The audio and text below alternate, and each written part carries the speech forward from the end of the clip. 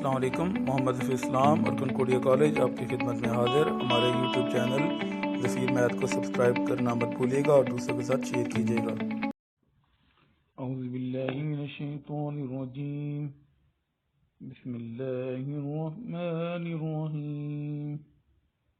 Mohammad Zafeer Islam, head of department mathematics, Concordia college, DHA campus Islamabad. मेरे channel को like और subscribe करना मत भूलिएगा और दूसरों के साथ शेयर कीजिएगा। इल्म फैलाना नेकी का काम है और आपने क्या करना है, ये इल्म किस तरह फैलाएंगे, आपने जस्ट शेयर करना है। शेयर करना कोई इतना मुश्किल काम नहीं है, आप जस्ट फॉरवर्ड करेंगे तो आप भी अपना हिस्सा इसमें डाल लेंगे। तो इस इल्म को फैलाना मत भूलिएगा, इसको शेयर लाजमी कीजिएगा और बताएं कि मैथमेटिक्स आसान है। तो चलते हैं मैथमेटिक्स आसान बनाने की तरफ। BSc 1 है, चैप्टर 6 है, plane curve 1, exercise 6.2, question number है 20। क्वेश्चन की स्टेटमेंट पहले देख लेते हैं। Show that condition that the normal at points, equation of normal 3 points के ऊपर x1 y1 पहला पॉइंट है, दूसरा पॉइंट x2 y2 के ऊपर और तीसरा पॉइंट x3 y3 के ऊपर। सबसे पहले इक्वेशन ऑफ नॉर्मल होती क्या है, कोई भी आपके पास कर्व है उसके ऊपर टेंजेंट लाइन क्या होती है, जो एक पॉइंट से लाइन गुजरती है। अगर किसी भी शेप में से एक पॉइंट में से अगर एक लाइन गुजरे तो उसको कहते हैं टेंजेंट लाइन।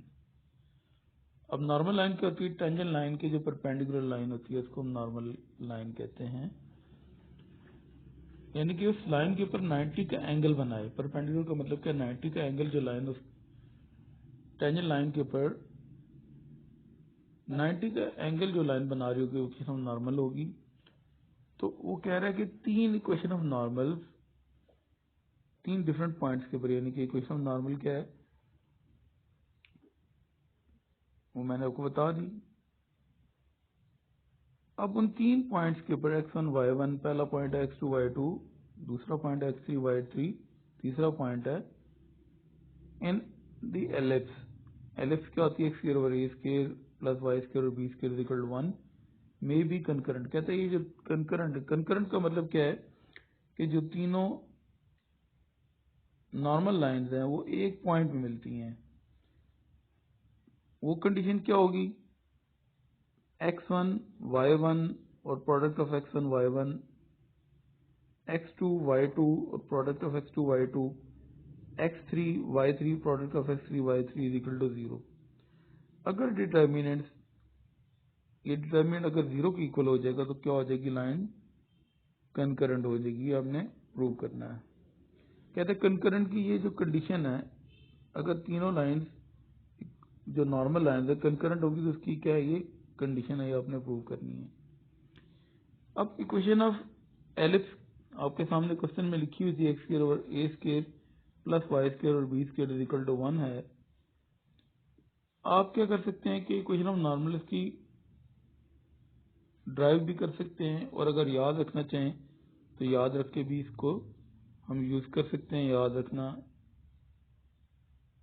अगर आसान है तो क्वेश्चन क्या हो जाएगा, थोड़ा शॉर्ट हो जाएगा, और अगर याद नहीं रखेंगे तो पहले इसको ड्राइव करेंगे तो थोड़ा सा क्वेश्चन क्या हो जाएगा, लेंथी हो जाएगा। तो equation of normal of ellipse, ठीक है, ये आपने क्या करनी है जी, याद रखनी है, जिससे क्वेश्चन आसान हो जाएगा। मैं क्वेश्चन ये जो मतलब इक्वेशन ऑफ नॉर्मल इसको याद रखने की टेक्निक भी बता देता हूँ। वो क्या है, जैसे ये देखें आपके पास क्या है, इक्वेशन ऑफ एलिप्स क्या है, एक्स स्क्वायर ओवर ए स्क्वायर है। तो देखें हम क्या करते हैं, याद रखने की टेक्निक बता रहा हूँ। ए स्क्वायर जो डिवाइड हो रहा था वो आपने क्या कर देना है, मल्टीप्लाई की शक्ल में लिखना है, और एक्स स्क्वायर था उसको आपने तोड़ देना है, एक एक्स ऊपर लिखना है, एक एक्स नीचे लिखना है। और क्योंकि पहला पॉइंट है इक्वेशन ऑफ नॉर्मल का जो पहला पॉइंट है वो x1 y1 है, जिसके ऊपर हमने पहले पॉइंट पे हमने जो इक्वेशन ऑफ नॉर्मल लिखनी है, ठीक है। तो उसको अगर हम देखते हैं तो ये x1 और ये मैंने क्या लिखा, y1 लिखा है। x स्केयर को मैंने तोड़ के एक x ऊपर लिखा, एक x नीचे लिखा, और क्योंकि पहला पॉइंट था इसलिए मैंने x1 लिखा है। इसी तरह जो y स्केयर था, y स्केयर को तोड़ा, y इंटू y लिखा, और नीचे वाले y के साथ हमने y1 लिख दिया, क्योंकि पहला पॉइंट x1 y1 था। और जो जिस तरह मैंने बताया था कि a स्केयर डिवाइड हो रहा था, तो हमने क्या कर दिया, उसको मल्टीप्लाई में लिख दिया, और सिमिलरली जो b स्केयर डिवाइड हो रहा था उसको भी हमने ऊपर मल्टीप्लाई की सूरत में लिख दिया है। इज इक्वल टू, ये जो डिवाइड हो रहे हैं a स्केयर b स्केयर, इनके दरमियान में क्या लगा लें, माइनस का साइन लगा लें। अब ये पहला पॉइंट है जिसके ऊपर हमने इक्वेशन नॉर्मल लिखी है। इसको अगर हम सिंप्लीफाई कर लें, सिंप्लीफाई किस तरह करेंगे, यानी कि एलसीएम आपका क्या बनता है, x1 y1, तो हम क्या करते हैं, x1 y1 से मल्टीप्लाई कर देते हैं, मल्टीप्लाई बाय x1 y1। जब यहाँ पे हम x1 y1 के साथ मल्टीप्लाई करेंगे तो क्या होगा, x1 कट जाएगा, आपके पास क्या रह जाएगा, a स्केयर x y1, ठीक है। और सिमिलरली जब आपने इस सेकंड टर्म को मल्टीप्लाई करेंगे किसके साथ, x1 y1 के साथ, तो क्या होगा, y1 आपका कैंसिल हो जाएगा, तो क्या बचेगा, b स्केयर x1 y, ठीक है। b स्केयर y पहले से मौजूद था, तो y1 कैंसिल हो चुका है, तो x1 आपके पास बच जाएगा। और जो a square minus b square था, इसको भी हमें x1 y1 से मल्टीप्लाई करना है, तो a स्केयर b स्केयर के दरमियान में क्योंकि माइनस है इसलिए ब्रैकेट लगा के हमने x1 y1 से यहाँ पे मल्टीप्लाई किया है। तो ये पहली इक्वेशन ऑफ नॉर्मल लाइन हमने लिखी थी, इसको हमने ये सिंप्लीफाई कर दिया, ठीक है। अब ये सिंप्लीफाइड फॉर्म में एक इक्वेशन ऑफ नॉर्मल आ चुकी है पहले पॉइंट x1 y1 के ऊपर। इसी तरह हम क्या करते हैं, जो दूसरी इक्वेशन ऑफ लाइन है नॉर्मल की, वो हम लिख लेते हैं, ठीक है। Similarly the equation of normal at x2 y2 and x3 y3, आपने क्या करना है, एक इक्वेशन ऑफ नॉर्मल तो आ चुकी है। अब दूसरी और तीसरी लाइन जो निकालनी इक्वेशन ऑफ नॉर्मल की, तो जस्ट आप क्या करेंगे, आप x1 की जगह पे x2 लिखेंगे एक इक्वेशन में, और दूसरी इक्वेशन में क्या करेंगे, x1 की जगह पे x3 लिख देंगे। और आपके पास y1 था जहां पे, ठीक है, वहां पे आप क्या लिखेंगे, y1 की जगह पे y2 एक इक्वेशन में लिखेंगे, और दूसरी में क्या लिखेंगे, y1 की जगह पे y3 लिख देंगे। यानी कि आपने सिर्फ पॉइंट चेंज करना है, x2 y2 और x3 y3, क्योंकि पहला पॉइंट x1 y1 था, तो वहां पे x1 y1 उस इक्वेशन में होना चाहिए था ना। अब जब x2 y2 वाली जो आपके पास आ रही है इक्वेशन ऑफ नॉर्मल, तो आप क्या करेंगे, वहां पे x2 y2 को यूज करेंगे। और जो तीसरी है x3 y3 के ऊपर जो नॉर्मल लाइन है, तो इसलिए वहां पे हम x3 y3 यूज करेंगे। तो मैंने इसीलिए यहाँ पे आपके सामने इक्वेशन लिखी है, a स्क्वायर x, यहाँ पे y1 था तो मैंने y2 यूज कर दिया, plus b square y x1 था तो मैंने x2 यहाँ पे लिख दिया, is equal to a square minus b square, ये तो कॉमन आ रहा है, ठीक है। यहाँ पे आपके पास x1 y1 था तो मैंने x2 y2 लिख दिया। दूसरी इक्वेशन ऑफ नॉर्मल आपके पास सिंप्लीफाइड फॉर्म में आ चुकी है। अब जब मैंने तीसरी लाइन लिखी, जिसका मैंने आपको पहले बता दिया था, a स्क्वायर x तो कॉमन आ रहा है, यहाँ पे पहले y1 था, फिर हमने y2 लिख दिया, और हमने y3 लिख दिया। b स्क्वायर y तो सब में कॉमन आएगा, पहले यहाँ पे x1 था, हमने x2 लिख दिया, फिर अब क्या कर रहे हैं, x3 यहाँ पे यूज कर रहे हैं। a square minus b square ये तो कॉमन आ रहा है, यहाँ पे पहले हमने x1 y1 लिखा था, फिर x2 y2 लिखा दूसरी इक्वेशन में, और तीसरी इक्वेशन में x3 y3 लिख दिया। अब ये तीन इक्वेशन ऑफ नॉर्मल आपके सामने आ चुकी हैं। अब लाइंस कंकरेंट हों तो उसकी कंडीशन क्या होती है कि जो आपके पास इक्वेशंस होती हैं उसके जो कोफिशिएंट्स होते हैं, ठीक है, तीनों लाइंस के जो कोफिशिएंट्स होते हैं उनका डिटरमिनेंट अगर 0 हो, कंकरेंट की ये कंडीशन होती है। तो हमने क्या किया, कि 3 लाइन हमने लिख दी। अब लाइन कब कंकरेंट होती हैं कि लाइंस के जो कोफिशिएंट्स होते हैं उनका डिटरमिनेंट अगर 0 के इक्वल हो जाए तो लाइंस कंकरेंट होती हैं। तो हमने कंडीशन प्रूव करनी, कंकरेंट का उसने कह दिया, इसलिए हमने क्या करना है, डिटरमिनेंट के अंदर जो लाइन के कोफिशिएंट्स हैं वो लिखने हैं। अब जो पहली लाइन थी, ठीक है, उसमें क्या था, a स्केयर y1 था x का कोफिशिएंट, ठीक है, और y का जो कोफिशिएंट था b स्केयर x1 था, और जो कांस्टेंट था a square minus b square x1 y1, तो वो तो आपने एज इट इज लिखना है। कोफिशिएंट x और y के होते हैं, बाकी जो कांस्टेंट होता है वो आपने एज इट इज लिखना होता है। जैसे यहाँ पे आपके पास देखें कि इसका कोफिशिएंट क्या है, a स्केयर y2, x का कोफिशिएंट क्या है a स्केयर y2, और y का कोफिशिएंट क्या है b स्केयर x2, ये b स्केयर x2 लिखा है।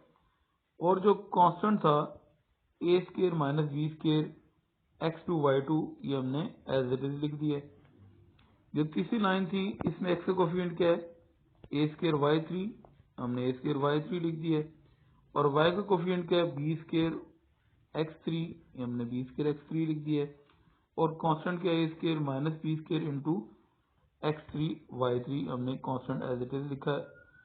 अब क्योंकि लाइन्स कंकरेंट थी उसने बता दिया है, हमने कंडीशन जो उसने बताई है वो प्रूव करनी, तो इज इक्वल टू 0 हमने लिखा हुआ है। अब अगर आप ये देखें, यहाँ से a square minus b square क्या आ रहा है, थर्ड कॉलम से कॉमन आ रहा है, तो हमने a square minus b square यहाँ से कॉमन ले लिया है, और जो फर्स्ट कॉलम था उसमें से a स्केयर क्या आ रहा है, कॉमन आ रहा है, तो हमने कॉमन ले लिया है। डिटरमिनेंट की प्रॉपर्टी क्या होती है कि अगर किसी रो में से कोई वैल्यू कॉमन आ रही हो तो हम क्या कर सकते हैं, उसमें से कॉमन ले सकते हैं, और अगर किसी कॉलम में से कोई वैल्यू कॉमन आ रही हो तो हम उसको उस कॉलम में से कॉमन ले सकते हैं। जैसे यहाँ पे पहले कॉलम में से ए स्केयर कॉमन आ रहा था, हमने ए स्केयर कॉमन ले लिया, दूसरे कॉलम में से बी स्केयर कॉमन आ रहा था, तो ये देखें मैंने बी स्केयर यहाँ पे कॉमन ले लिया, और तीसरे कॉलम में से A square minus B square common आ रहा था, हमने A square minus B square हमने कॉमन ले लिया। ये मैंने बाहर हाईलाइट भी करके आपको बता दिए। अब आपने क्योंकि ए स्केयर कॉमन ले लिया है तो क्या होगा, आपके पास यहाँ पे y1 y2 और y3 पहले कॉलम में बच जाएगा, दूसरे कॉलम में से बी स्केयर आपने कॉमन ले लिया है तो x1 x2 x3 आपके पास बच जाएगा, और तीसरे कॉलम में से A square minus B square आपने कॉमन ले लिया तो आपके पास क्या बचेगा, x1 y1 x2 y2 और x3 y3 तीसरे कॉलम में आपके पास बच गया। अब हमने क्या करना है, पहले कॉलम में मुझे x1 y1 x1 x2 और x3 चाहिए था, तो मैं क्या करूंगा, इन दोनों कॉलम्स को इंटरचेंज कर दूंगा। ठीक है, मुझे पहले कॉलम में x1 x2 और x3 चाहिए था, तो मैंने ये क्या किया, इस कॉलम को सेकंड कॉलम था फर्स्ट कॉलम बना दिया, और ये जो सेकंड कॉलम था इसको मैंने फर्स्ट कॉलम को सेकंड कॉलम बना दिया और सेकंड कॉलम को फर्स्ट कॉलम बना दिया। कॉलम्स को इंटरचेंज कर सकते हैं, ये डिटरमिनेंट की प्रॉपर्टी है। लेकिन जब इंटरचेंज करें तो क्या करते हैं, नेगेटिव साइन भी आप साथ लगाते हैं। कॉलम्स को इंटरचेंज कर सकते हैं। सेकंड कॉलम को मैं फिर बता देता हूँ कि फर्स्ट कॉलम बना दिया, और फर्स्ट कॉलम को हमने सेकंड कॉलम बना दिया। क्यों बनाया, कि हमें रिक्वायर्ड था x1 x2 और x3 फर्स्ट कॉलम में, और y1 y2 y3 हमें रिक्वायर्ड था सेकंड कॉलम में। कॉलम्स को इंटरचेंज करेंगे, लेकिन क्या करेंगे, नेगेटिव साइन भी आप साथ लगाएंगे। हमने तकरीबन इस कंडीशन की जो हमारी रिक्वायर्ड थी हम प्रूव कर चुके हैं, सिर्फ हमें ये चीज रिक्वायर्ड नहीं है। ठीक है, ये जब इक्वल की क्या होगा, लेफ्ट हैंड साइड से राइट हैंड साइड पे आएगा तो क्या हो जाएगा, डिवाइड हो जाएगा ए स्केयर बी स्केयर इंटू ए स्केयर माइनस बी स्केयर। तो जीरो के नीचे कोई भी चीज डिवाइड होती है तो वो क्या हो जाती है, जीरो हो जाती है। ये चीज फिर बता रहा हूँ, जब जीरो के नीचे आके क्या होगी, डिवाइड हो जाएगी, तो क्या हो जाएगा, पूरी चीज क्या हो जाएगी, जीरो हो जाएगी। यही हमारी रिक्वायर्ड कंडीशन है।